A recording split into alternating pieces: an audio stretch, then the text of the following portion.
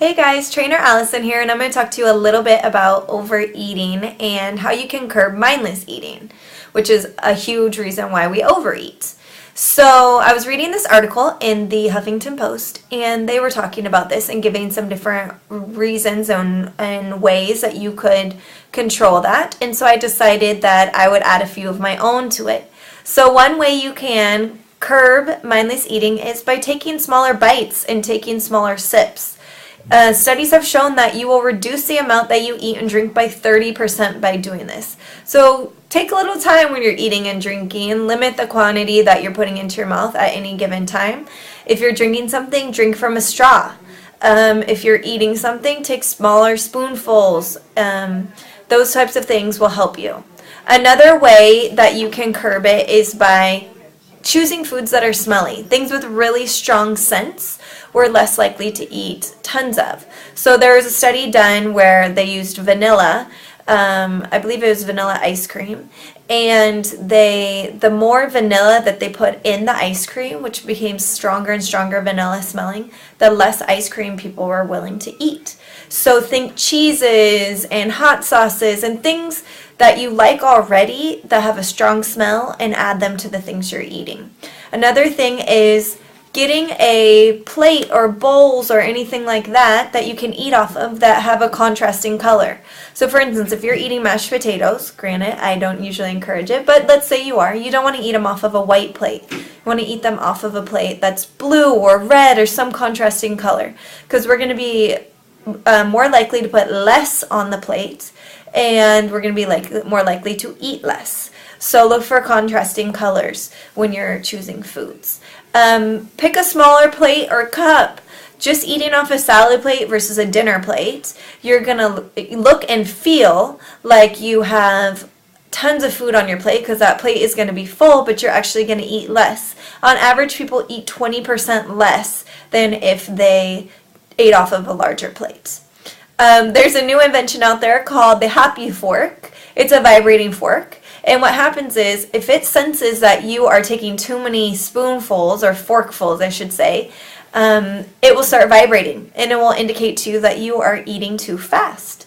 So that's awesome, because subconsciously we probably don't even realize how often we're shoveling food into our mouth. And this is going to help control that, and you'll have actually a tactile sensation that says, hey, slow down, chew your food, enjoy it.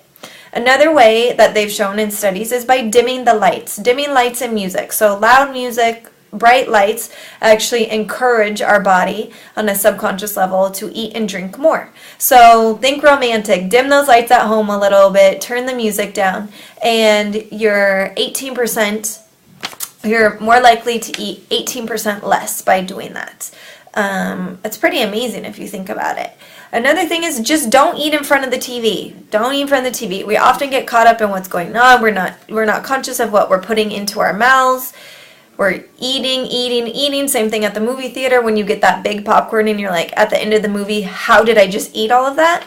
Same thing. Don't eat while you're watching TV. Don't eat while you're watching movies. Don't skip meals. Don't let your blood sugar levels get so low that you're starving, you're famished by the time that dinner or lunch comes around, and you just pile on the food and you eat all of it. You overeat. So eating small snacks between meals with good fat and protein in them will help satiate you so that you don't overeat. Another thing is stay hydrated. The thirst indicator often feels like hunger. So when we're dehydrated, we sometimes think that we're hungry, but in reality we're dehydrated. So aim for 80 ounces. That seems like a lot, and you'll have to pee a lot in the beginning, but aim for 80 ounces of water on a daily basis. You're going to see wonders not only in maintaining your health, weight loss if you're looking for that, better periods for the ladies, less headaches for those people who suffer from headaches, better sleep, all of that, great skin, just by drinking enough water. And then the last thing is pause when you're going to eat something and think, do I truly feel hungry? Do I feel hungry, or am I bored? Or am I upset?